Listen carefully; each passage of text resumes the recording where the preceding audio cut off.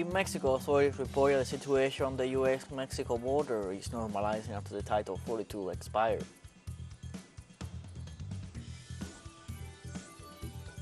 In Turkey, citizens reflect less than 24 hours ahead of the nation's key general elections. President Recep Tayyip Erdogan said he will honor the election results.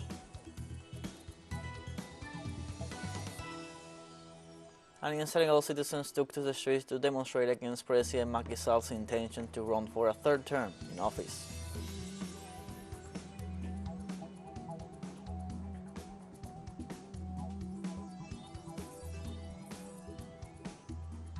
Hello, welcome to From the South. I'm Luis Alberto Matos from the teleSUR studios in Havana, Cuba. We begin with the news. In Mexico, Foreign Secretary Marcelo Ebrard reported that the situation on the U.S Mexico border is normalizing after the events of midnight when Title 42 expired to contain migration. At President Andrés Manuel López Obrador's press conference at the National Palace, Ebrard read an updated report from the Ministry of Defense, according to which 10,000 migrants remain at the border of Ciudad Juárez and Matamoros, the ones with the highest gathering. He considered that these are normal numbers for those two places, the ones with the highest flows of migrants. There are also 500 in Baja California and 800 in Tamaulipas. The Foreign Secretary added that the migrants who applied for work and many others are being attended to, and that the conditions at the shelter are improving.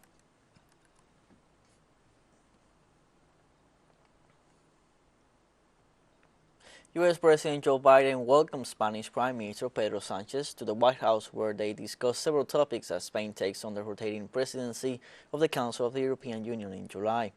Sánchez told Biden that Spain has many objectives, including reindustrializing the European Union and strengthening the region's ties with Latin America, a part of the world where Spain and the U.S. have common interests in democracy, prosperity, and safe, regular, and orderly migratory routes. The White House assured that both leaders pledged to deepen the economic cooperation of the American continent through the Inter-American Development Bank. In the bilateral agenda, they discussed another issue that has been on the table for some time, the transfer of the plutonium-contaminated land in Palomares, where 4 U.S. nuclear bombs were dropped 57 years ago.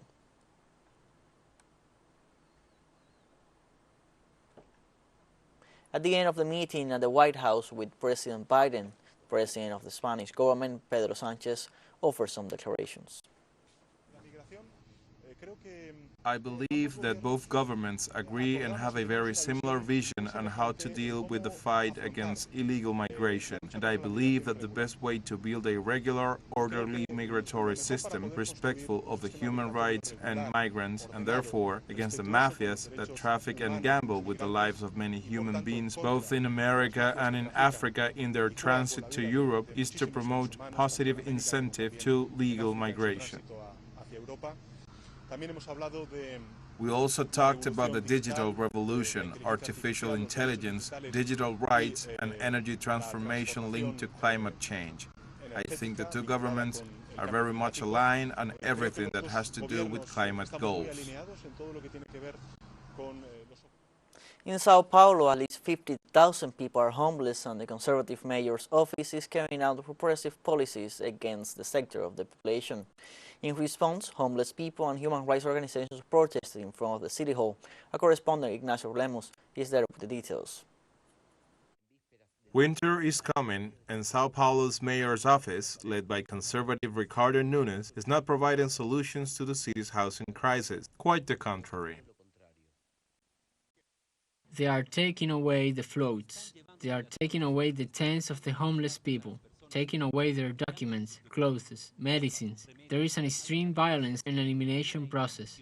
On top of that, the governor of the state of Sao Paulo wanted to take the population to the countryside to work on fields, which will be slave labor. With record cash on hand, the mayor's office of the capital with the country's largest gross domestic product cut back on long-standing initiatives to protect the vulnerable population on the streets. What Bolsonaro and his supporters left behind were people on the streets, going hungry, freezing to death, people with no rights, education, culture, or housing. So we are in a very vulnerable situation, and the City Hall is not solving it. I filed a protocol with the Public Prosecutor's Office about the City Hall closing a tent downtown during the low-temperature operation. Official numbers from Sao Paulo warn about a crisis with 50,000 people living on the streets, but human rights organizations claim that real numbers might be even more shocking. Major Ricardo Nunes is destroying the social assistance service and has put in place a policy of removing the tents from the homeless population, and that will generate a gigantic level of barbarism. We know that the cold period will start now in the city. The tents help people not to die frozen on the streets, and what can happen is a tragedy much worse than in the last few years with the cold wave that we will have in the middle of the year. After marching from the City Hall to the Municipal Chamber, hundreds of homeless people, communities and human rights organizations were left waiting for urgent solutions for the vulnerable population on the streets of Sao Paulo. Ignacio Lemus y Julia Nassif para TeleSUR. In Brazil, the Landless Rural Workers Movement celebrates the third day of the National Agrarian Reform Fair. The activity promotes the importance of land distribution to ensure people's food security. This is the main event of dialogue between the Landless Rural Workers Movement and the population of the cities in Brazil. It takes place in the Whitewater Park in the city of Sao Paulo. It was inaugurated on Thursday, May 11th, after 5 years, and it is attended by around 1,200 vendors with 500 tons of food grown in settlements and camps in 23 Brazilian states. The meeting marks the beginning of the celebration for the 40th anniversary of the Landless Rural Workers Movement, which was founded in January 1984. It is a way of presenting to society not only the agrarian reform model defended by the organization, but also that which it produces in practice and whose architects run the risk of being evicted.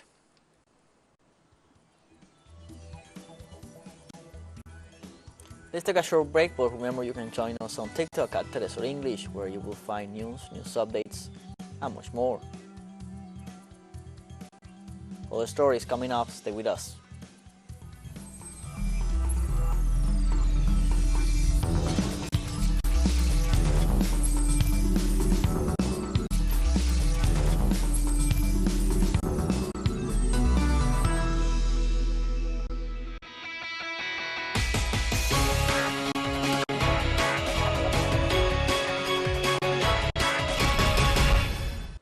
Welcome back from the South. The day of reflection is underway in Turkey prior to the presidential and legislative elections on Sunday. The main candidates are trying to seek the highest amount of votes to achieve victory among the more than 64 million voters summoned to the vote. The current president and candidate for re-election, Recep Tayyip Erdogan, expressed on Friday his will to respect the electoral results to be held on Sunday in the Eurasian nation. Polls point to a very close result following the polarization of the election as a result of the resignation of one of the three main candidates. If a runoff election is necessary, it will be held on May 28th.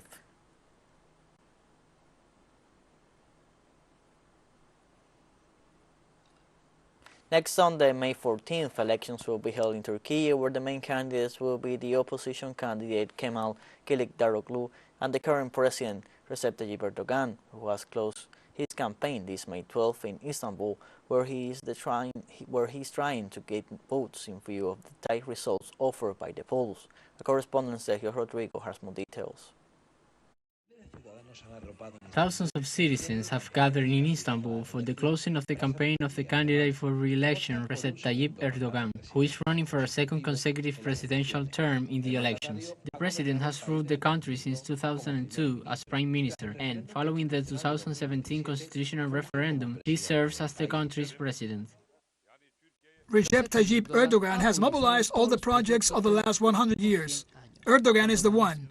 He's the only leader who has achieved world peace, the world peace. And Erdogan is today a world leader who has made all the projects. Erdogan is planning a monitoring plan in the country and has called on his voters to mobilize in view of the possibility of an opposition victory.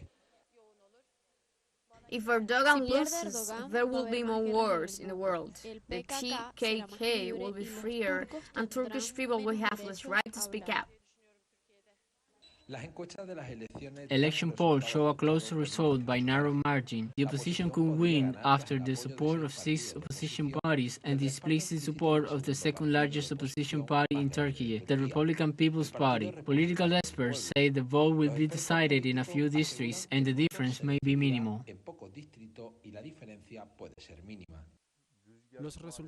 In my opinion, the most recent results of the polls are credible. The opposition and the common opposition candidate, Kemal Kılıçdaroğlu, has the win at his back. In the latest poll, Kılıçdaroğlu is leading by 5 points, but in other polls, the difference is between 2 or 3 points.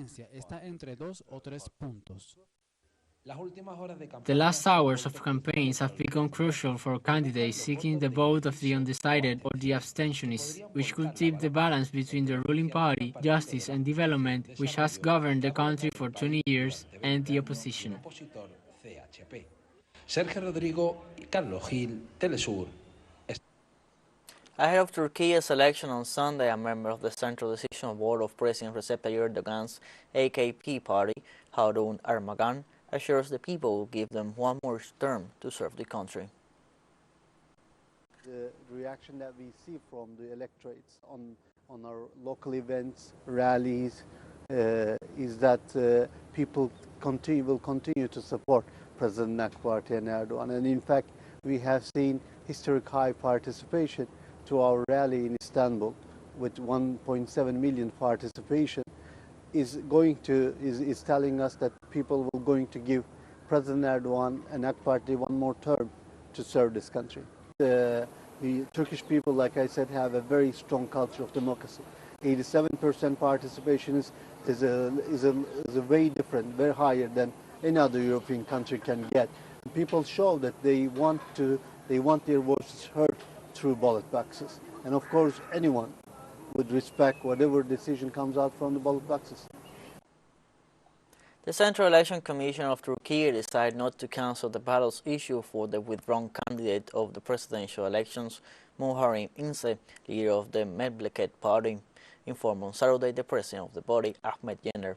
Quoted by Turkish agencies, Yener, head of the CEC, explained that an election board meeting was held. It was agreed the withdrawals made after the call would not be valid, and Ince's withdrawal from the presidential candidacy was made after the first ballot. Voting at polling stations for Turks living abroad took place from April 27th to May 9th, with a turnout of more than 1.8 million people, and Ince appeared on the ballots. Presidential and parliamentary elections in Turkey are scheduled for next May 14th. Initially, the list of candidates included 4 people, but on Thursday, Ince announced the withdrawal of his candidacy 3 days before the elections. And first-time voters in Ankara shared their thoughts on Saturday about Turkey's elections as they anticipated casting their ballots. I have expectations for the economy. In general, we have problems with our education system, which I expect will be improved. I want these things to get better. I will be voting for the first time, so whoever has the most appropriate pledges will get my vote. God willing, it'll all be for the best, for the people and the country. I'll be voting for the first time and I'm excited. God willing, the one who deserves it will win. God willing, it will be a safe election, and I'm also curious about the outcome. teleSUR English continues to grow. You can now tune in from 33 different African countries through StarSat, dial 461 and enjoy our Latin American alternative broadcast. One final short break and we'll be right back. Don't go away.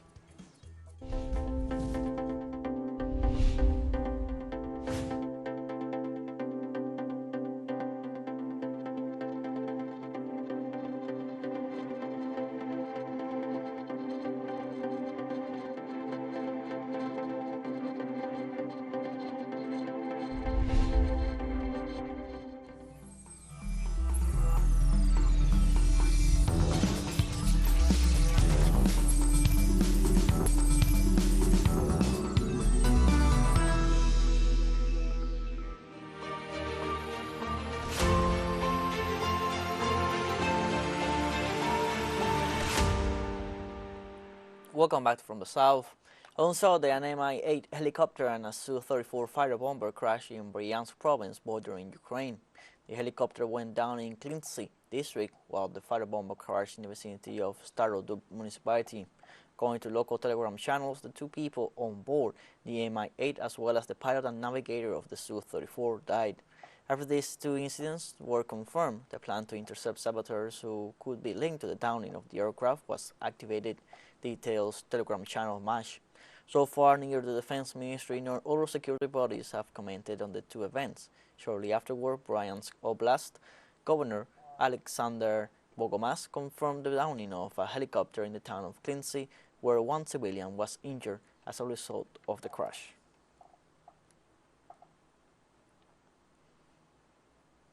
In Russia, the Defense Ministry denounced the use by Ukrainian forces of long-range missiles against civilian targets in the Donbas region.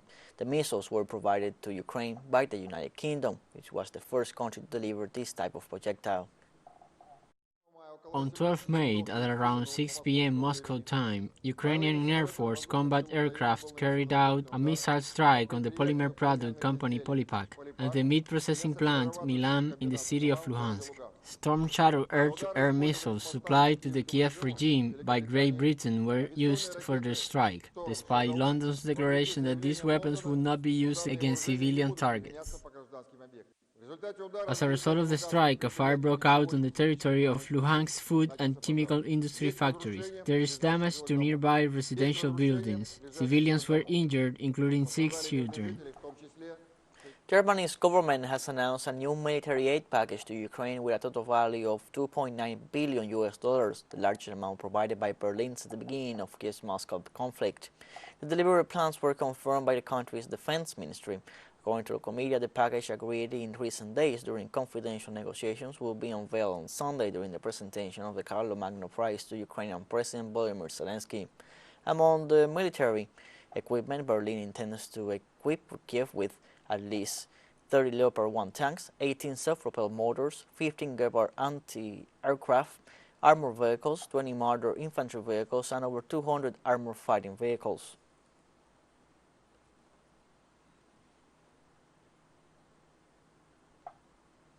The President of Italy, Sergio Mattarella, offered his Ukrainian counterpart Volodymyr Zelensky his military and financial support in the midst of the conflict with Russia. In a meeting between the two leaders in the framework of Zelensky's official visit to Rome, held at the Palacio del Quirinale, Mattarella spoke about the conflict between Moscow and Kiev and ratified his country's full commitment to Ukraine in short and long-term military and financial matters.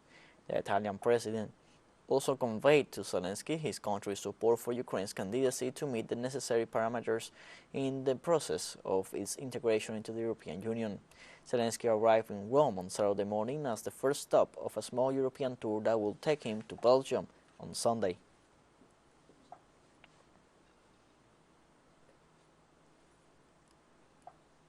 In Senegal, citizens took to the streets to demonstrate their rejection of President Macky Sall's refusal to rule out seeking a third term in office. Groups of citizens mobilized on the streets of Dakar, the country's capital, in response to a call for demonstrations carried out by a group called Movement of Senegal's Living Forces F24, referring to the election date scheduled for February 24, 2024. Demonstrators expressed their rejection of Sall's refusal to rule out running for a third term as president, a measure they claim would be unconstitutional. In this sense, they asked him to leave power while demanding the release of over 300 political prisoners. We came here to liberate Senegal, to tell Macky Sall that he has to stop his dictatorial path. He only has to release the political prisoners. We are fed up. We don't want him anymore. We tell him enough. He only has to leave for Senegal. We want peace. We don't want problems with anyone. We came to heed the call of the F24 coalition. We have 3 principles to fight for: to say no to Macky Sall's third candidacy, to demand the release of political prisoners, and to ask Macky Sall to stop eliminating his opponents who want to participate in the election. This is our struggle, and we are motivated to go all the way. Sudan's warring military factions signed a commitment to respect humanitarian principles in their spiraling conflict, but they did not reach a ceasefire. The agreement was reached during talks in the Saudi port city of Jeddah and commits both sides in general terms to let in badly needed humanitarian assistance after looting and attacks targeted aid in the impoverished Africa's third largest country in the area.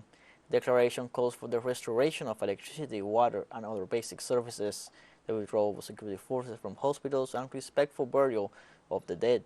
Nearly 1 month after the eruption of violence that has killed more than 750 people, injured 5,000, and displaced more than 900,000 others, the two sides promised to protect civilians, but nothing looked set to change immediately.